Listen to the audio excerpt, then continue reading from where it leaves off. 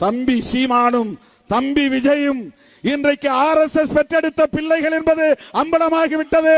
பாஜகவின் பிள்ளைகள் என்பது அம்பலமாகிவிட்டது. பிரபாகரன் பெயரை சொல்லி தமிழ்நாட்டு மக்களை ஏமாற்றி விடலாம் என்று கணக்கு போட வேண்டாம், சொல்ல கடமைப்பட்டு இருக்கிறோம்.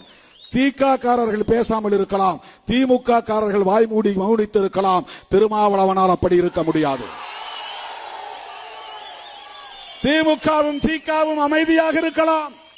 அதற்கு பல காரணங்கள் இருக்கலாம். நாங்கள் உயர்த்தி பிடிக்கிற அரசியல் திராவிடம் என்கிற சமூக நீதி அரசியல். அது திமுகவுக்கு சொந்தமானது அல்ல, அது திராவிடர் கழகத்திற்கு மட்டும் சொந்தமானதல்ல.